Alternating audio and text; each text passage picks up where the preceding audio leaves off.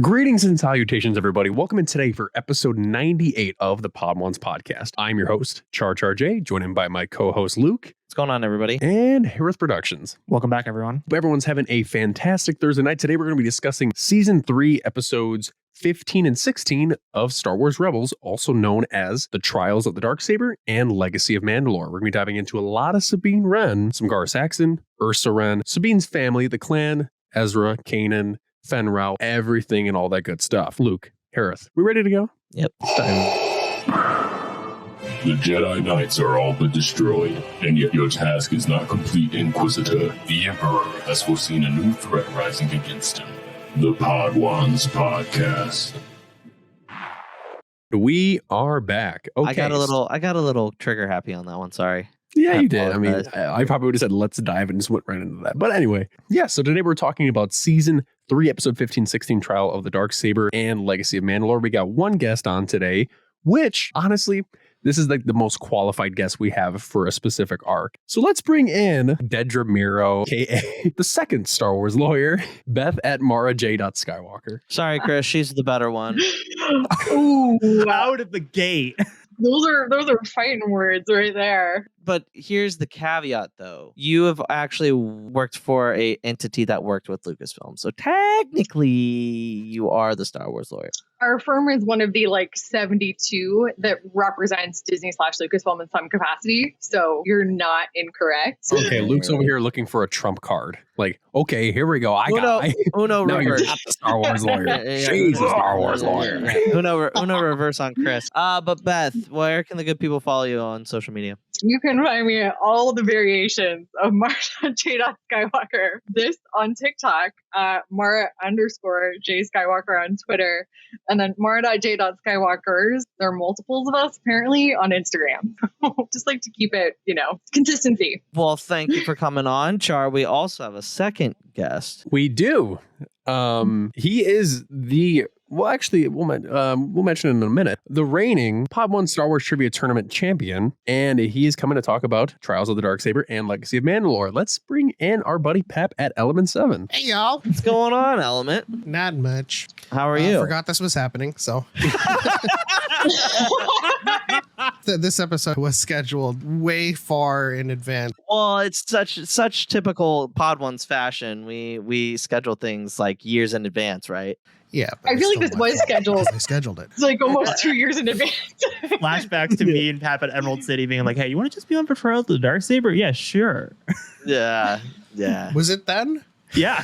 Yeah, I think it was. But anyway, Pep, where can the good people follow you on the social medias? TikTok at _element7_ and YouTube at Dyad in the Force. DYAD in the Force with my good Dyad Choco. Oh, yeah. Saturdays absolutely. at 5 p.m. There you go. Yeah, Pep, you are indeed the reigning Pod 1 Star Wars Trivia champion. Do you by chance have the belt by you? It's right there. I don't know if you can see it. Oh, yeah. There you go. Yes. It doesn't stand on Oh. its own, so it's like bonus time. So we want to make an announcement to you guys. The Pod 1 Star Wars Trivia Tournament is back. It'll be starting next week. It's been set.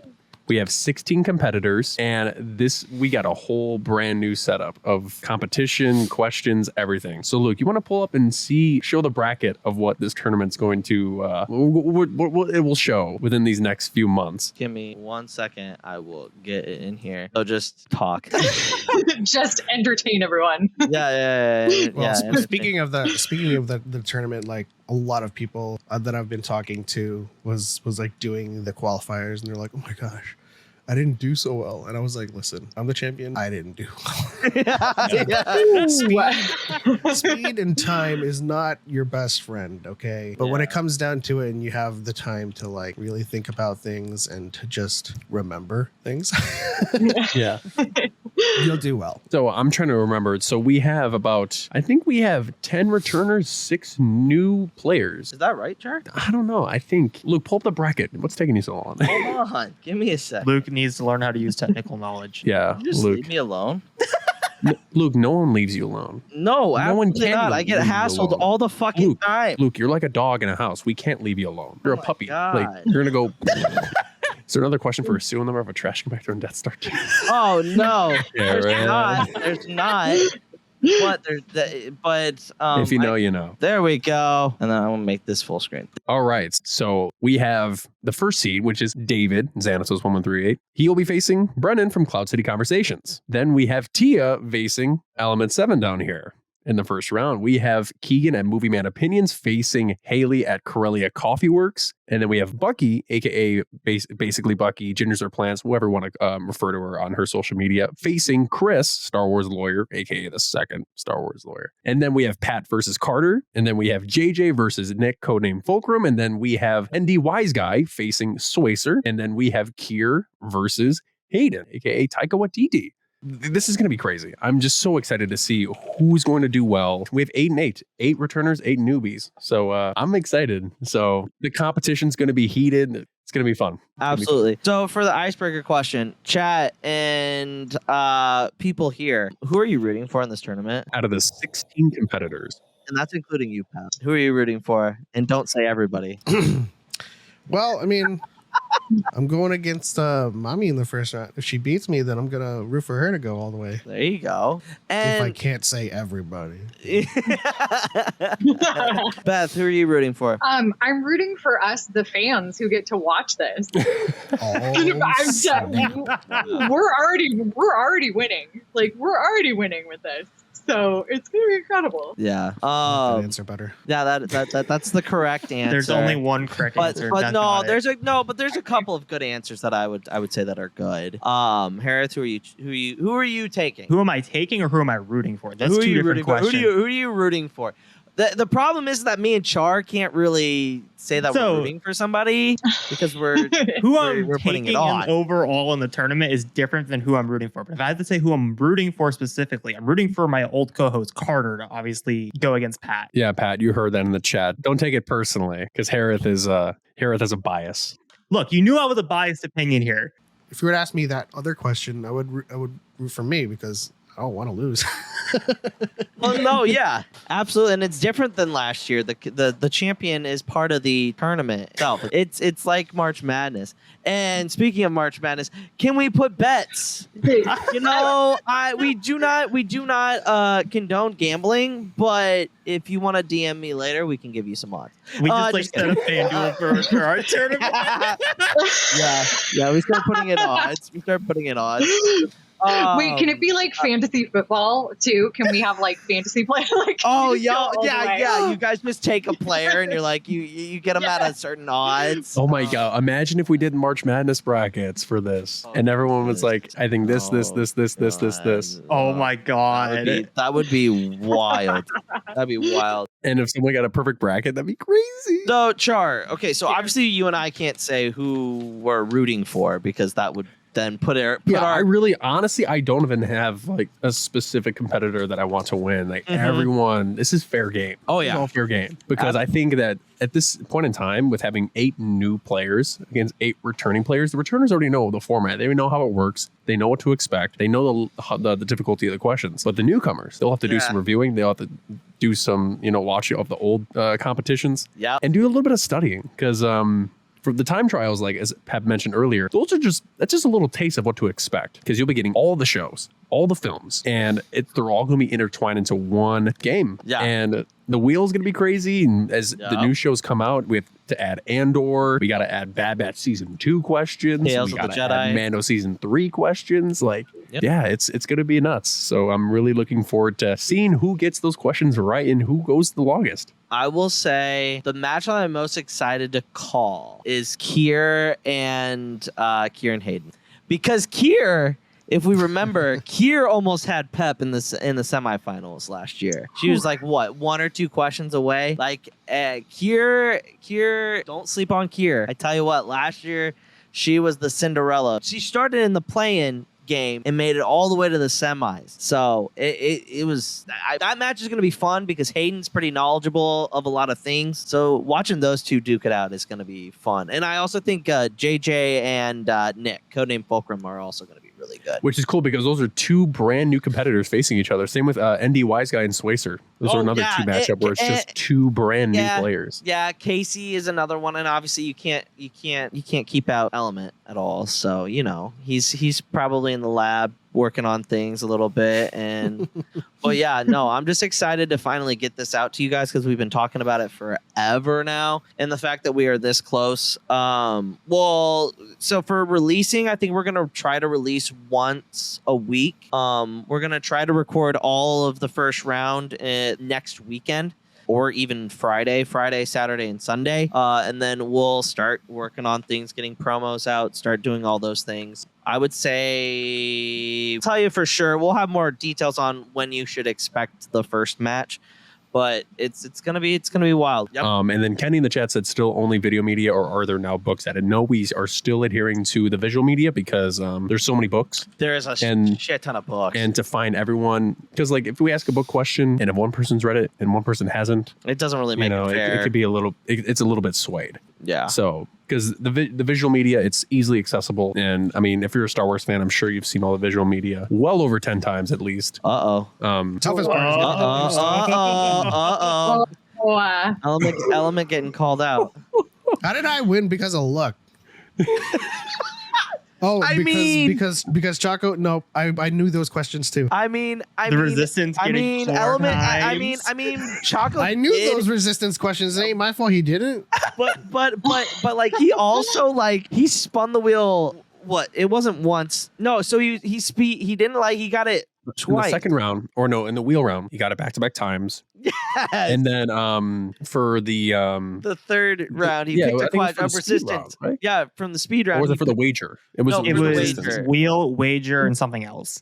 Yeah, he did not get the fairest. It's not fair. It's not that it's fair or not. He just got really fucking unlucky. And I forget what. Luke. No. But like that's the thing. It's part of the game. Yeah, it is. Sometimes you get lucky, and sometimes you don't. Yeah. And sometimes you're unlucky throughout the entire game, and sometimes you're lucky throughout the entire game. I mean, in my experience, there's no such thing as luck. Oh, okay. And if you know the questions, you know the content, you know what you're expecting, you should be coasting through this. So if you want to do well, you got to prepare. Yeah. Because I'm telling you, these questions are not going to be like, who's Luke Skywalker's father? Let me tell you that. It's going to be you have to really dig deep.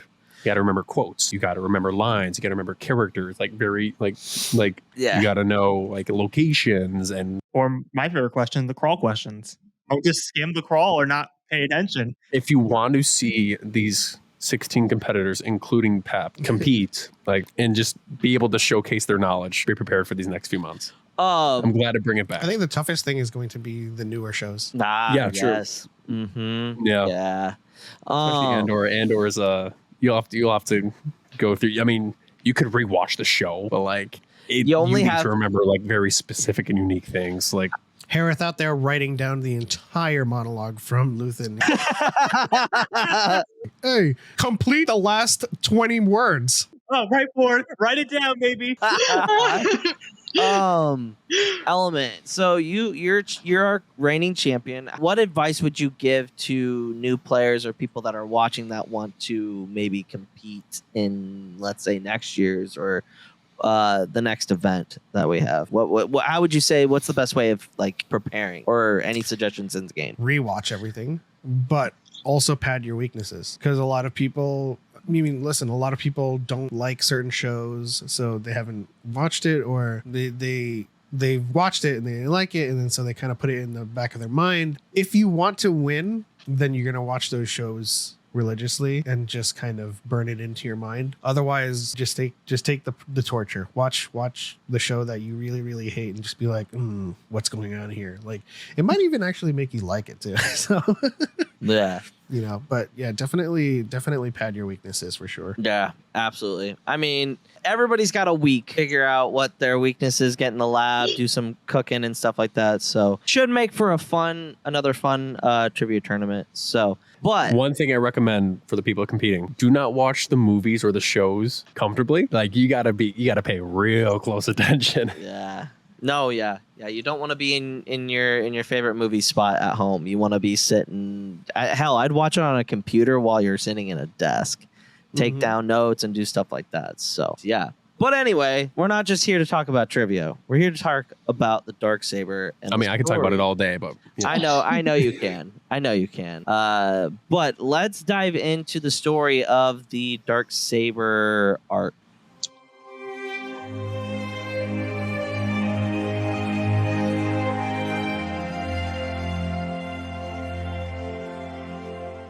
All right, so we are back. We are talking about episodes 15 and 16 of Star Wars Rebels from season 3, titled Trials of the Darksaber and Legacy of Mandalore, aka Trials of the Darksaber arcs, like how I like to explain it. Trials of the Darksaber, Kanan brings in Fen Rao, shows him the Darksaber. We get a little bit of lore about the Darksaber that we had never had, more in depth knowledge of the Darksaber besides of what was said to Obi-Wan in season 2 of the Clone Wars. If you hadn't seen the Clone Wars before, the Darksaber was created by the first ever Mandalorian Jedi, Tar Vizsla. When he died, the Jedi kept it. The Mandalorians ended up going in and stealing it, and it's basically Excalibur. Whoever has Excalibur rules England or rules Mandalore. That's the long and short of it. And Beth will get into more of like the logistics of the Darksaber here soon. So obviously we see that Sabine gets it in the Maul episode. She gave it to Kanan because she doesn't really know what to do with it. Knowledge behind the Darksaber is that you have to beat the beholder to be able to wield it. And basically this episode is just Kanan and Ezra and Fen Rao trying to get Sabine to like reconcile with not only herself but the ability that she can use it, which goes into a way deeper part of her character, especially in this episode. She ends up learning how to do it. She gets into some skirmishes with Ezra and Kanan. Hera's like talking to Kanan at one point saying like, hey, you need to let her use it. Like, you can't just keep protecting her. She's not like Ezra. You gotta, she doesn't, your teaching methods with Ezra are not going to be the same as Sabine, obviously, because she's a Mandalorian. So she gets the knack of it. She gets her ass kicked. She learns things from Kanan. And then she's finally able to like let go of a lot of the things that have been on her mind. And we get a Bendu cameo as well in this, but no like him talking. But basically, my first question of this episode is, in Trials of the Darksaber, how does Sabine struggle with her family, her past, deeper exploration of her character and inner conflicts, and how does it relate to the larger themes in Star Wars of identity, heritage, power struggles within the universe? Wow, that's a deep question. My answer is McDonald's. Next question. What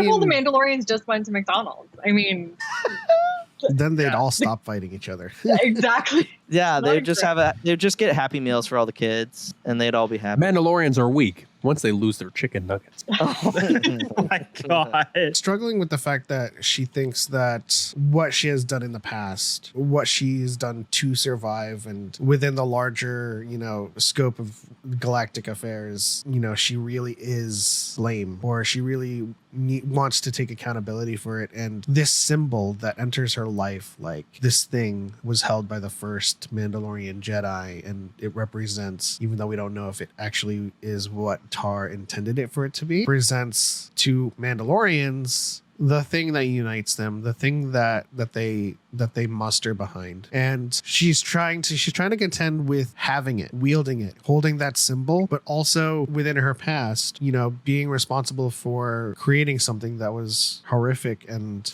devastating to her own people. And so, as it relates to the larger theme of Star Wars, it's just everybody has done horrible things in their past, whether it's the Jedi's failures or people trying to survive within the Imperial era and then finding their place within like the rebellion to finally right some wrongs. Everyone has done something, but they have to come to terms with and reconcile with that past in order to move on and not necessarily forget the past, but to just kind of like find a way to live with it, which is what I always say. Is like I don't think anybody ever kind of gets past their what they've done before. They just find a way to live with it, and comes from, do the ends justify the means? And I always say the ends never justify the means. You only find a way to live with it. And so it's basically what I came to that conclusion with Luthen's speech, but essentially, Sabine is trying to find that balance or that sweet spot to stand in between what she did for the Empire to survive, because obviously they took over Mandalore, and then like holding the symbol of the future. Yeah. Beth, take a swing at it. Do you want to give us a little bit of Darksaber lore as well while you're at it? Sure. I mean, do you want the lore, or do you want my? I can do both. We can do both. We'll do both. Okay. So to answer your question first about identity and how this kind of arc shapes Sabine, I think one of the things that is intrinsic to all Mandalorians is the fact that their heritage and their past is integral to their self-perception and their self-identity as Mandalorians. So not only is Sabine struggling with the fact that like she did something clearly that she knows is bad, obviously, when she was working for the Empire, but it's dealing with the fact that this is something that's not only just, okay, it's bad for Mandalore, like it's bad for Mandalorians. This is something that's fundamental to who she is as a person. And it's something that she's never able to really separate her identity from. And I'm sure that's something that she struggled with even when she was, at the Imperial Academy. And so to try and reconcile that and actually sit there and face it, I think it really does mirror, again, it's like the whole George Lucas quote, like it's like poetry, it rhymes, but it really does mirror a lot of things that we see, like in Empire Strikes Back, like, Luke facing his little fears and stuff, not his little fears. Sorry. He has big fears. Don't want to diminish that. Don't diminish that. I'm like, wait, I don't want to make that sound wrong. But, it's very much about like confronting the darkness within and, kind of powering through and rising above that. But I think Sabine's case, it's really interesting because it's not just a normal person who's worked for the Empire and then realized like, oh, I did all these atrocious things. This is horrible. It's equivalent to, or at least I know in universe, it's almost like, genocide, basically. So it's she's just such a fascinating character. I love Sabine. And I feel like the fact that she's an artist, right? She reminds me so much of kind of a chameleon. And I think that a lot of what we see, and this could just be me going off, but a lot of what we see with kind of that art is probably her trying to work out different pieces of her like identity and stuff like that. Because I think it's like a good coping mechanism. But yeah, so that's a long-winded answer for, I think that it's being a Mandalorian is intrinsic to who she is, and she has to really confront that and then really accept the fact that she is a Mandalorian and she is going to continue to fight for Mandalore in her actions and in her words. Oh yeah, that's perfectly said. I call her before this Boba Fett and after this Din Djarin. Yes, because Boba Fett, he's not a Mandalorian, but let's say people lob that label onto him, and he's like, I don't care about Mandalore. He's like, this has never been a part of my identity. And people, and the fans are like, but you are. It's like, stop it. That's how I'm putting it. But like, Boba Fett is like, someone hopes him to be a Mandalorian, and he just doesn't have that identity. And Sabine, struggles with having it. And then afterwards, she kind of comes to grips with it, and that's when she becomes Din Djarin in a way. No, yeah, I can totally see that. No, Beth, you were gonna say something. Oh, I was just gonna say she doesn't check the Darksaber on rotation though. Sorry, that was like the best part. This ancient relic that is so treasured among its society is just like checked in baggage. It's like, God, chef's kiss. Beautiful way to take that trope and just turn it on its head. No, but you guys said it perfectly. Like her transition, I think this is the best episode. If you are a Sabine fan, this has to be your favorite episode because there is so much, and I feel like the acting and the writing of this episode specifically are what puts it towards the top of a lot of Rebels fans' lists, because you get that emotional attachment with Sabine and the connection with the Darksaber that Kanan is trying to get her through her past struggles and trying to get herself to forgive herself for all the things. The way she is just so darn hot-headed and just stubborn, and it just rubs, and it's just like Kanan is just like, I can't do this, and then Hereth finally just like, stop teaching her like a Jedi. That was my favorite part of the first episode when he's talking to Hereth. He's like, she's so Mandalorian. Thank you. It was such a dad moment. It was just like this biggest dad energy. No, but it's true though, because Kanan is only used to teaching Ezra. Like, he's never known known any other way than the Jedi way. And here he has to really put himself in somebody else's shoes, somebody else's cultures. Him and Sabine, yes, they have known each other, but Hera makes the best point is that it took her forever to trust us. And it's like, why can't you just show her that trust with the Darksaber? Like, she's more than capable of using it. And I think that's the perfect thing. Go ahead, Hereth. Yeah. And I feel like the reason why this episode works so well compared to a lot of Rebels episodes is because, again, it just feels like Rebels is finally being like, yes, we have a lot of plot-driven episodes, but like, let's really just take the time and just focus on what makes Sabine. And I feel like if it was like, no offense, like a Clone Wars episode, we would have just sped past her entire like backstory with her training. It would have been like really over. But I feel like I really like how they really just took the time and was like, no, let's focus on Sabine. What makes her tick? Why is she the way she is? And just kind of peeling back that onion of layers of just slowly getting to the core of it. Yeah. Also the fact that she's not force sensitive. Well, I mean, like, arguably there's some kind of attunement there that we can headcanon. Trying to teach someone to connect with something and like, this saber is like an extension of you. And then they're like, but I don't feel anything. So it's kind of just like trying to talk to Ezra, and he's like, oh yes, the force flows through me. And then like Sabine, where all of her baggage is what needs to connect versus external force that needs to flow, which is interesting enough. Yeah. And just to see her finally take out all of her frustration and just have that, I think that's one of the best scenes in Star Wars animation or like live action. Just seeing like the way, I can't think of her name. What's the voice actors for Sabine? Tia Sakar. Yeah. Tia Sakar. She absolutely knocked out of the park. Like, just the way she was able to afflict like her actual emotions on, and I feel like people take voice acting for granted. Like, voice acting is not easy. Like, yes, you're in a booth, but you're in a booth just as long as you would be on set doing something. You know what I mean? You're still acting. Yeah, you're still acting. You're still giving a performance. I mean, if you look and watch Sam Witwer do that scene where we first get introduced to Maul again in Clone Wars, he's literally physically like acting and doing the motions, and you can just see his inflection. And I just cannot commend voice actors. Like, their jobs are not easy, but it looks like so much fun. Well, speaking of like the whole like Tia acting, I learned this recently because again I was watching the behind the scenes of the filming of this episode. Originally, what they'll do is they'll have the actors kind of just do a dry run, and then they'll record it, and then that's what they end up using in the take for like the episode. But they flipped it for this episode. They actually had Tia, as she was reading it, become the take of it because they wanted to capture just the rawness of the emotions, just the emotional side of Sabine, and I think it just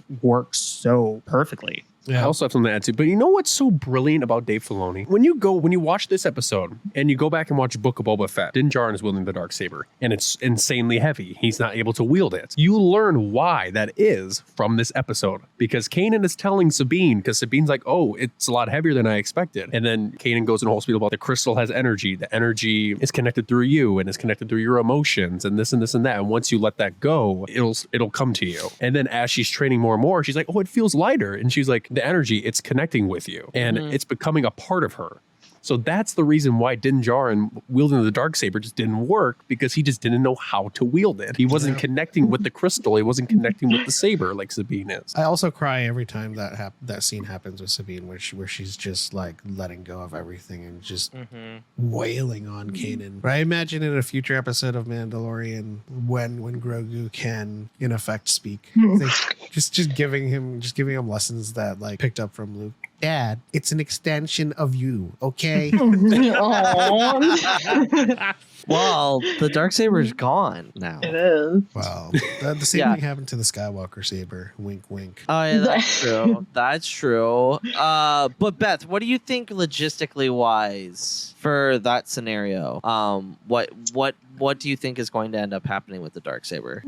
As far as after Mandalorian? Oh, I hope it's broken, because it's this big extended metaphor as far as like the old ways of Mandalore, and clearly how the old ways are not working working. And that's, the infighting is obviously has been an issue for a very long time, and that has kept the clans separate. And the Darksaber is a symbol of, the element that keeps the clans separate and that had kept them divided, even though they're united as Mandalorians. And so as long as it continued to exist, there was always going to be, and there will always be, somebody trying to fight for it at some point.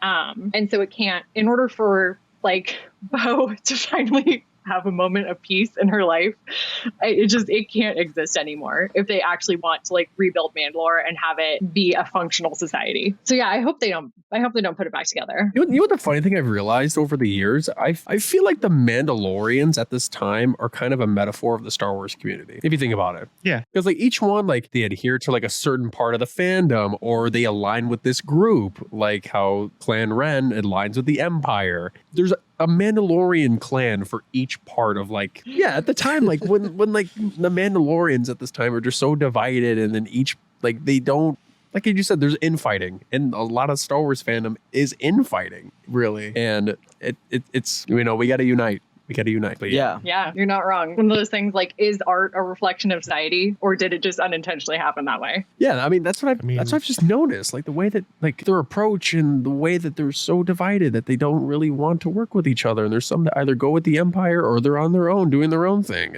I go back to my Boba Fett thing, Does he identify as a Mandalorian? No. Why do you call him a Mandalorian? Respect how he identifies. Oh, yeah, absolutely. We're going to move on to Legacy of Mandalore. The little synopsis is decided to go and recruit Clan Ren, which is Sabine's family. Which planet are they going to? I can never remember. Cronus. They're going to Cronus. Yeah. Cronus. Take notes, trivia people. Yeah, take notes. Yeah. Yeah. Now that might be a question for Rebels, so yeah, be prepared. Deja vu. Yeah, watch the podcast. Maybe you'll get some tips. So they crash land. Ezra, Sabine, and Kanan have to get into a little skirmish. Sabine has been the entire time, hey, don't kill these people. And Ezra accidentally deflects a bolt right back at her brother, and then it's revealed that that she has a brother. We meet her mother. Her mother betrays them by calling a Gar Saxon, who we met earlier with the Protector episode. He shows up. All hell breaks loose. Sabine uses Ezra's lightsaber, which might be a cool little question for later about Ezra's lightsaber. We do see what? Everything doesn't have to be Wait, no. I feel like every 30 seconds you're going to talk about something that could be a potential good trivia question, people. No, he's talking about Ahsoka. No, yeah, I was talking about Ahsoka. And specifically in the fight with Gar Saxon, right? She kind of gets her Anakin Dooku moment and does the opposite of that. She catches it and then puts it to her neck. He doesn't yield. She says, I'm not going to kill you. She walks away. Her mother shoots Gar Saxon before he can shoot her.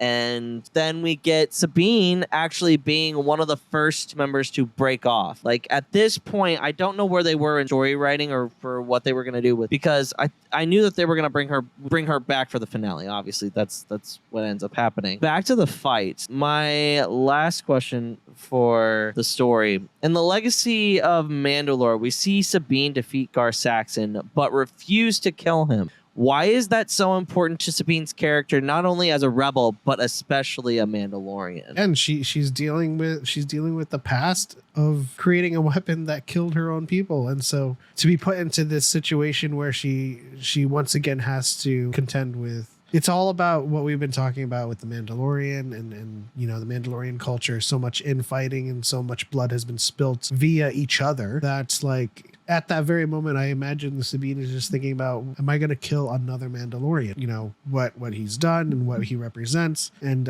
I think that's what she's thinking about. And I think she comes to the correct conclusion, in my opinion, to not spill any more blood, at least blood that will be on her hands. Yeah, I think it's very much, there's so much to unpack there with that moment. And I love that moment so much. I think a lot of it definitely has to do with, she has this thought of she's already done as have said, like, enough Mandalorians have died because of her. Not to like put the blame on her, but she's accidentally contributed to that, and obviously she doesn't want to continue making this lead to that. But I think so much of it too is her, because there's this whole concept in the show, and especially in that episode, of kind of what the traditional Mandalorians look like and how, you know, traditionally, obviously they value family. Like, here's kind of the traditional set of Mandalorian values. Sabine broke away from that. This is why she ostensibly isn't like accepted back into Clan Ren at first, even though she definitely 100% is. But it really is about taking the past and making your own decisions with it and having agency. And I think that's kind of the first, I feel like that's the first time you see a moment. Well, granted, we don't see like a ton of the Darksaber in Clone Wars as far as like being passed around to different people, but that's really the first moment you see like, oh, okay, this is the way to break with the past and how they can begin to move forward in the future.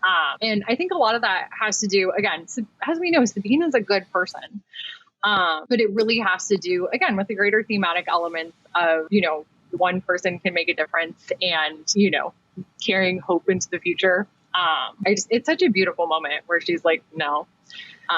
Yeah, but I mean, it's like breaking with Mandalorian tradition, but then she's creating something new in the process. And then also it gives a moment for Ursa to just be a total badass. So 10 out of 10. And I think it's kind of an homage to Kanan a little bit, because she doesn't kill Gar Saxon, and because remember, when Ezra and Kanan have had those interactions with Mandalorian, Kanan has said they're just so much different than Jedi. And it's like, why do Mandalorians have to be this way? And Sabine shows that they're not all like that. And I think it was kind of an homage to like Kanan being like, hey, I see where you're coming from. I'm learning things, even though I'm not subconsciously saying these things. Like, she's picking up on what he's trying to teach her. And I think that's very, very important to see because of the Mandalorian culture, like you guys were saying. Like, it's pretty much violence all the way through. To see Sabine show restraint and make that decision not to kill Gar Saxon after everything that he has done to Mandalore and everything that he has done to her family specifically, I think is a huge thing for her character moving forward. And like specifically just like what Fenn Rau says at the end of the episode when Ursa Wren finally shoots Gar Saxon as a line of, this is going to create chaos for Mandalore because Gar Saxon was directly the Emperor's hand. I've always said this as well. Like, I feel like while the episodes for Mandalore and the Clone Wars are important, I feel like the Rebels episodes add way more to the mythology for Mandalore, specifically because it gives us like a lens into the political aspects for each individual clan's families and what it means and how the Imperial Super Commandos come into that factor, especially with how Gar Saxon basically and pretty much like uses Sabine against Clan Ren as like a way to like embarrass them and be like, Tristan, you're now my right hand and now you're going to serve me to make up for your sister's failure. And then with the way she's kind of, because you saw Ursa Wren in Clone Wars Season 7, the way like how he's kind of flipped Ursa from being really the cornerstone for Mandalore into this kind of like servient for the Empire, and like how she's constantly having to make choices of, do I care about my family or do I care about Mandalore? And it's like this very interesting way of just pitting their ideals against each other. And again, it's just, I love how that's just been added to this episode. Absolutely. Yeah. That's going to be it for the story of these two episodes. Char, you ready to get into the lore? I am. Wow, that was a while. But it was worth it. That was a great conversation. But let's dive into the lore of the Darksaber Arc. Don't be too proud of this podcast. You have constructed the ability to tell 3 interesting facts that's insignificant next to the power of the lore.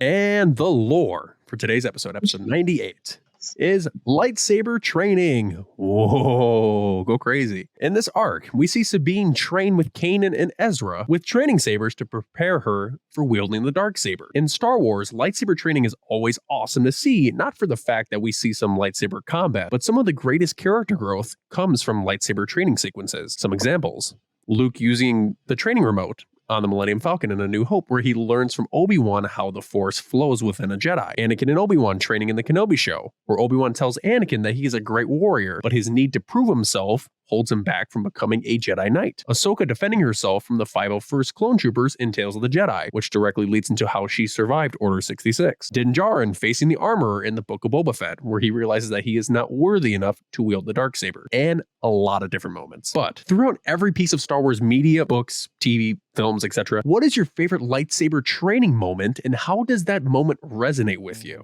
We'll give you guys a minute or two.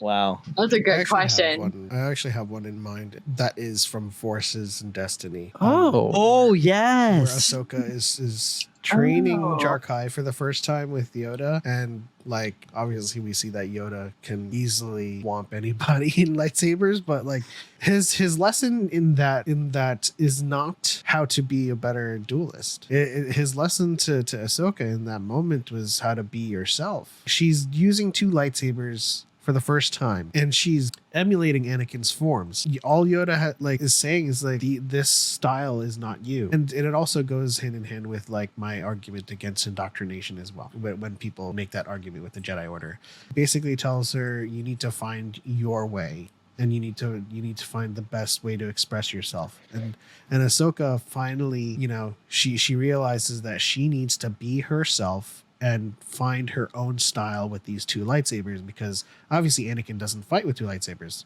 He sometimes does, but her entire style revolves around these two, a Shoto and a longer standard saber. So I like that moment where you have to separate yourself from your master in those moments of finding your own way to be yourself, because we see it with Qui-Gon and Obi-Wan. Obi-Wan drilled to the ground with the basics for the longest time, and he finds Surisu a way for him to express himself. And like, he's the negotiator first, and so he's always going to be on the defense, waiting for the opening, waiting for them to crack, and he finds it 9 times out of 10. And so that lesson for sure is probably the best training scene for me with Yoda and Ahsoka. That was beautifully said. Like, I've never seen that particular thing because I haven't finished Forces of Destiny, but I'm going back and watching that after this. By the way, speaking of Forces of Destiny, we got I got blasted during that Star Wars character in 60 seconds. The Han one, I said, or I can't remember, but it was like somebody was like, "Oh yeah, they're in Forces of Destiny. Like, are you sure they're not in a show?" And I'm like, "Yeah, I'm pretty sure they're not in a show." And then they're like, "Oh, you obviously haven't watched Forces of Destiny." And I was like, "Got me there." You got me there. I've watched them, but I could not remember them. I mean, wouldn't Forces of Destiny be technically categorized as shorts? It's in the shorts category. Yeah. So, I mean, it's not really a show, but kind of. But it's like, isn't it in the same vein of Star Jedi though too? Because technically those are shorts, I guess. I mean, they're still canon, so true. Beth, what is your favorite lightsaber training moment or sword training? I mean, okay, so just to sword training, it can be lightsaber training. Training, do we mean like an official training scene? Because I think one of the things that's interesting in Star Wars is like we have little nuggets like failure is the greatest teacher, and I think he's going for. I think he's going for strictly that's, I guess, sword combat, because I mean you can think like the Yoda and Luke thing and Empire Strikes Back, but I'd say that's more Jedi training, because this is Sabine, and Sabine's obviously not a Jedi. So I was just like, what's a good moment? Like, it doesn't necessarily have to be a Jedi. I mean, 9 times out of 10 it would be a Jedi, but exceptions for anyone who's wielded the Darksaber. But just I was just gonna say anything with nubs supremacy. I got this for our anniversary, Atlantis, and I watched it, and I love Nubs. So now he is like the sponsor for the Pod One. So actually, that's Chewy. But Disney cut a check. Just kidding. I'll show you you can use this as a sticker for yourself. I made a bunch of stickers of Nubs. Did you really? Yes. Nubs capitalism. Why do we get 900 Mandalorian Funko? Like, where's my Nubs Funko Pop? That's I have a lot to say about Funko Pops in general and the lack of Funko Pops, but they should at least give me a nub. There we go. Nub Because it's supremacy. taking what people have said and No also way! thinking. Nub Hereth, supremacy. grab nubs. Thank Hereth, you, grab them. Thank you, Element. You have just created that actually works perfectly. I'm a menace with those stickers on WhatsApp. It's kind of a cop out. As long as it doesn't have R2D2 in it. I'm going with Anakin training Ahsoka with the blasters in Tales of the Jedi. Yeah, that's a really good one. It's such a good one. Yeah, it's such a good one because he's trying to teach her that he's not always going to be there, and she has to be prepared for when that time comes, and she needs to be prepared to defend herself because she is trying to prove herself the entire time during that, because she's like, Anakin shows up late, which, of course, because he just got done probably doing the nasty with Padme Amidala in the back of a speeder. But It's canon. It is canon from Brotherhood. That's my canon. I mean, it's true. It's canon that Padme and Anakin are freaky in the sheets. I'm sorry. Like we could have said that from a mile away. But anyway, like he shows up late and then he's not impressed with her performance. Like, he's like, yeah, that's because it's like, this is easy. Do you want a real challenge? And then he challenges her, and then that's what makes her a better Jedi, is that he's trying to get her to push herself to the limit. And are his methods always the best? Absolutely not. Do they get the job done though? Most of the time. So that one is I love that one so much. Bravo. That's what I was getting at. Beth, did you have any that came to mind?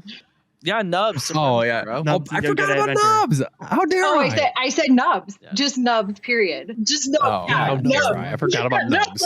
You're also I'm forgetting here about to someone else. represent nubs. Yeah, And Hereth. I know. You say what you need to say. I love how Quoted Luke John Mayer. started off with the cop-out answer, but I actually am going to give out a cop-out answer because you said it during your monologue, but I'm still going to say it. I really like the Obi-Wan Anakin training sequence in Kenobi, not just because, this is a really good training sequence. It's what I love the most about that is how it's used in the episode specifically, of like how it represents this kind of like microcosm of the relationship that it's been this entire time. Like Anakin's always just looking to win no matter what. He's always going to try to do whatever it takes to win, and he's always just blinded by it. And just the way that like as like the scene progresses, it's like you can see like every aspect of Anakin Obi-Wan throughout their entire relationship. And it's just the way it's shot and the way it's edited and the way like the message of like your need for victory blinds you. It's just can't ask for a better training sequence than that. And also, Hayden Christensen smiles, which whenever he smiles,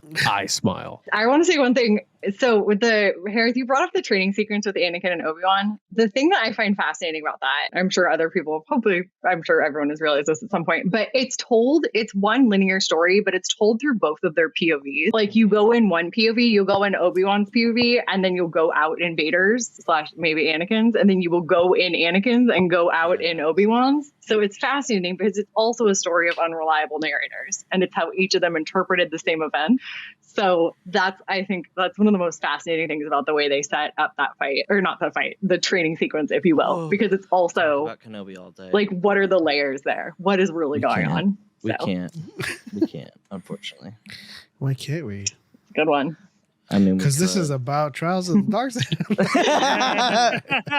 even though we only touched on it for a little bit. Well, I also think another one could be in the Anakin Obi-Wan comic when Anakin is facing off against the hologram of Darth Maul, and Obi-Wan like sees that and is like, "Ooh, that's a little problematic," but I don't know how to talk to him about it.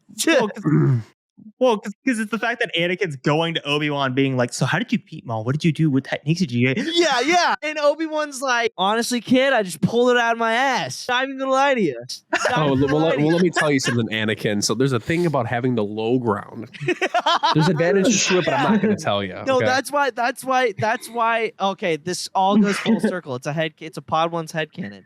Obi-Wan purposely told Anakin that he could always win with the low ground, and that's why he says that he has the high ground in Revenge of the Sith. Poor Anakin getting the reverse psychology from Yes. Obi-Wan. Information. Not just the negotiator, but the instigator.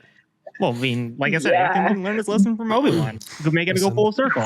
Negotiations always have to be short. Without further ado, since we're done with that, let's dive into the interconnectedness of this episode. I feel so bad. In my experience, there's no such thing as luck. Luke, why are you feeling bad? Okay, let's do the behind the scenes, and then I'll ask the question. So, Luke, you get to explain the situation, and then we'll just Okay, so Hereth texted me and goes, "Hey, I have this question for interconnectedness." Sends it to he gives me like a little bit of synopsis, like a little bit of what he's thinking. I was like, okay, cool. On the fly, completely forgot that he had that question. I asked that question to Beth about the Darksaber, and then we just started talking about the history. He goes, that was my question. And I go, oh, fuck. Because, it's always a joke that, Luke always steals my questions. And I was, preemptively going to Luke and Char going, this is what I'm thinking about doing. And then it just happens. I am being serious. I did not mean to do it. Yeah, Luke. So, there's sometimes when we're formulating our questions, we kind of we're just oh, what tickles our fancy? And sometimes the same things at once. Accidentally. Because initially I was going to do something with Family Matters with Ursa and Sabine. Oh, yeah. And I was I feel like lightsaber training is a pretty cool one because there's a lot of instances where stories get really developed with those moments. But because there's a bunch of Family Matters in Star Wars, but maybe I'll save that for another time. Yeah. Anyway, without further ado, we can just still dive into it. So, the trial of the Darksaber Arc sheds light on the complex history and internal conflicts of Mandalore. How does the journey of Sabine Wren and her quest to wield the Darksaber intertwine with the history of Mandalore, showing the weapon's role as a symbol of leadership for uniting or dividing its people? Okay, so it was a lot more complex than that, so I didn't take his complete question. I just think in general, it's her journey with it because her intrinsic problems and issues lie with the division of her people, and when she ends up winning it again, she doesn't want it because that symbol is too heavy of a symbol to bear. You have that much baggage. And that's why she stays behind. To begin with, she needs to reconnect with her family and just kind of find herself again. And she gives it up to Bo-Katan. In essence, the very symbol of a sword that symbolizes rulership over Mandalore, that can shift ownership via combat willy-nilly, kind of symbolizes the very shaky foundation and the tumults of Mandalorian culture. It's always going to be divided because somebody is always going to be vying for the saber, and being the wielder, you represent that division and unity at the same time. Oh, well, we can definitely talk about the history of the Darksaber, but I think the thing that's most fascinating that we've seen with the Darksaber thus far in pretty much all of Star Wars media, anybody who is actually potentially a good person who should be in power doesn't want the Darksaber. Yep. They take a moment. They're like, no, this is not level of. It's not even responsibility. It's just the fact they have that moment of being cognizant what it means. And they're like, no, let's do something else. And the fact then it's always foisted upon them in some way. I feel like it's almost a litmus test to see okay, what is this person's moral character? Are they actually fit to lead? And obviously we see Din be like, nah, I'm good. And we know he'd be a good, he'd be a relaxed leader, if you will, but that's not what he truly wants. And then Bo obviously is no at first. And even when she has the opportunity to take the Darksaber back in, was it Mines of Mandalore? Mines of Mandalore. She just, gives it back to Din and she's like, okay, here you go. So I think, again, it really acts in a way that's counterintuitive to how it acts within the Star Wars universe. It reflects who should be in charge. And again, I'll even give into a little bit of behind the scenes of writing the question. Originally it was something about the Mandalorian Civil Wars and tying that into the Darksaber and then all that with Tar Vizsla. But if you think about it all the way to the beginning when they first stole it, and it's how like Ben Rao says, it's used to unite its people.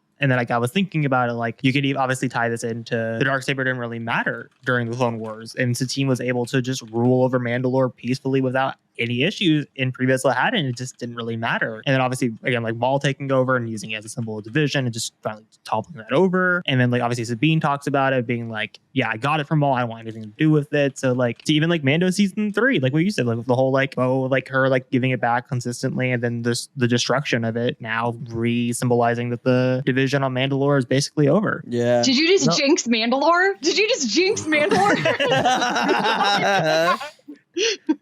Yep. Well, everybody knock on wood right yeah, now. man. Knock on wood. Hopefully, Din just is too busy with the New Republic. Mandalore is screwed, and it's all Too busy thanks with to Zed. Hereth production. So it wasn't the Mandalorian's fault. Mandalore failed. It was Hereth production.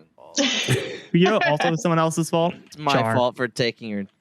Wait, what? I was making a joke. I was just gonna try to take the end of 3 stick backs. Oh, Hey, I like segues. What was do it? That was really botched. Sorry, let's do 3 stick backs. 3 interesting facts about a certain Rebels arc that you didn't know about until now. 37, the Darksaber Arc edition. Fact 1. Bendu's input. In the outline stage, Kanan would seek guidance from Bendu regarding trading Sabine, but this was changed to Hera, which kept it in the family. And also, Sabine's not force sensitive. Fact 2, Sabine's original family. The idea of Sabine having a sibling has been a story thread evolving over the course of the series. In the series pre-production, Sabine was to have a twin sister named Sacha. Later, it was changed to a brother, and at one point, the character was supposed to be the protector of Concord Dawn. This was changed to Fen Rao as that episode developed. Fact 3, new friends, new memories. Sabine's bunk has been updated with new art, including illustrations of a pupper pig, Purgil, Ketsu, Lando, and Callus and Zeb as best friends. And there you have it. Those are the 3 interesting facts about the Darksaber arc. nice. And Cad Bane. Yeah, Cad Bane too. Wait, what? Cad Bane's in there as well? In the art, yeah.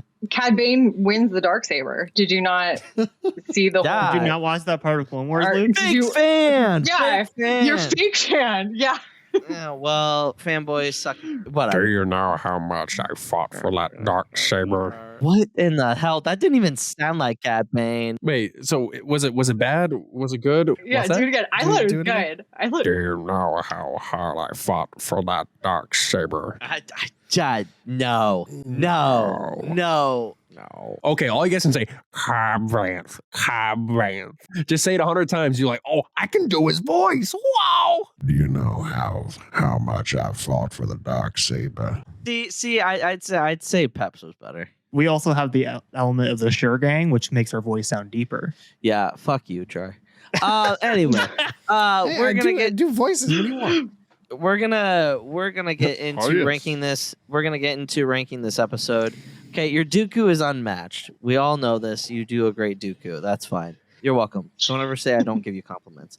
Obviously, I have a feeling that we're gonna do. We're all gonna be Grand Admiral, right? But for different reasons. Yeah, maybe. Whoa. But Papa, what's your ranking? I'm gonna give it a Grand Admiral for sure. There's one. Grand Admiral, it's my favorite episode of I Rebels. knew it. Or it's my favorite arc. Yeah.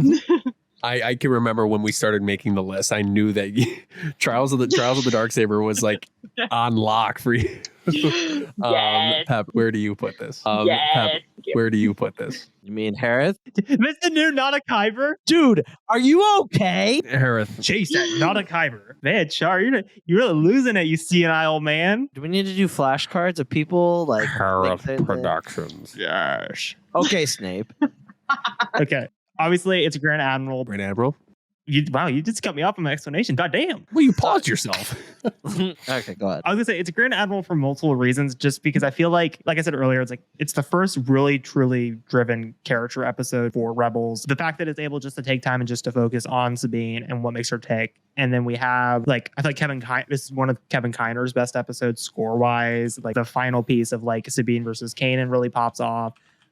Again, I think Filoni's writing here was probably some of Filoni's best writing when he's not restricted by anything and just can just focus on characters and just let that drive the plot. So from top to bottom, it's Grand Admiral. I'll go with you first. Oh, okay. I'll go Grand Admiral. I just think it's the best.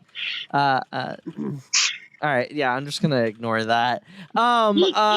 So I'm gonna go with Grand Admiral because I feel like the voice acting, the score, the overall story of this arc is just up there. It's up there with a lot of Clone Wars arcs for me, and I could literally feel Sabine's struggle in that first episode, and I think that makes it for me in throughout my ranking is because of that.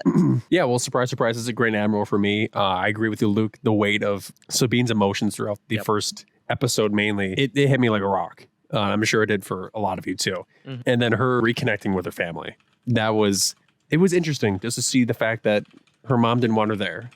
And then she was like, okay, Gar Saxon, screw you, but also rest in peace, Ray Stevenson. Mm-hmm. Um, Yes. Yeah. and then But like, it was a huge growth moment. And then seeing Sabine step away, that also plays a factor in it too. So Yeah. R.I.P. Ray Stevenson. We lost him last week? Was it last week? Right? 2 weeks ago. yeah. Or was it 2 weeks ago? Yeah. Did we really? Have we really not brought that up? All of you are lucky to get to see him in person. Oh, at yeah. Celebration. Yeah. I didn't get Yeah, to see I him was- in person. I was in the room. Who was responsible for that? Oh yeah. The only reason I had why, his oxygen. the only reason I was in there, well, me and Alanis were in there was because of Beth, because Beth's the best. But I got you. Rest in peace, Ray Stevenson. We're praying for his family. That is gonna make the Ahsoka series that much more memorable, which is Mhm. kind of a sad thing. A lot of things that he talked about in that show was that he had a whole lot of fun doing it.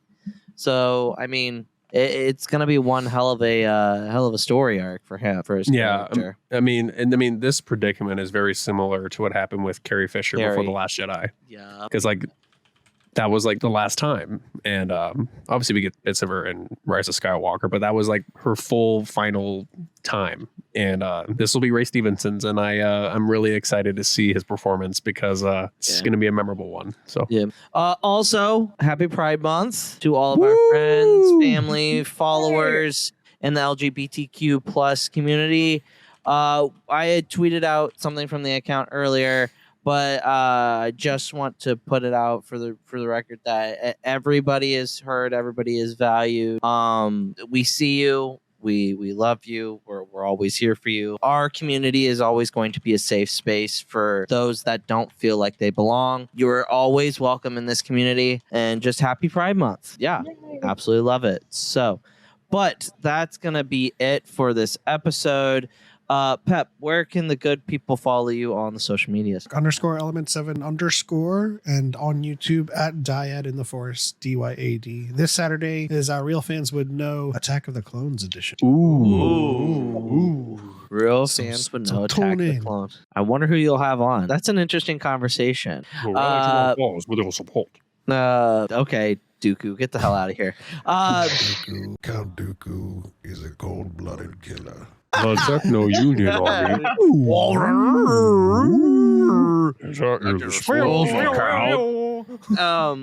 Beth, where can the good people follow you on the social medias? Nowhere as entertaining as this. You can find me at Mara.J.Skywalker on TikTok, Mara_J Skywalker on Twitter, and Mara.J.Skywalker is on Instagram. Hereth, where can the good people follow you on the social medias? Well, of course, you can find me at Hereth Productions on TikTok and Instagram. You can find me at Hereth_edits on Twitter. You can find me here at the Podwans. Please watch all the trivia tournament matches when they come out. They are all are a lot. Yeah, it's going to be a lot of work, but we'll have promo and stuff that we'll put on Instagram, Twitter, and TikTok, and everything in Reels on here on YouTube as well. So be on the lookout for that. Char, where can the good people follow you on the social medias? Good people, you can find me on TikTok, Twitter, and Instagram at CharJ, as spelled right here. And you can find me here at the Pod Ones Podcast. Every Thursday nights, we cover our Star Wars Rebels rewatch. Check us out next week for another highly anticipated episode, Season 3, Episode 17, Through Imperial Eyes. And by the way, I know if you've been watching or you have been listening to this podcast, had Chase have memoirs or do slideshows, just be ready. It's going to be Alanis's masterpiece next week. So we might not talk a whole lot. So just be ready. You can follow us at the Pod Ones on all social medias. Like, comment, subscribe. For our audio listeners, if you would like to give us a 5-star rating, give us a review, that would help us a long way. But yeah, that's gonna be it. And as always, may the force be with you. Always. See you guys.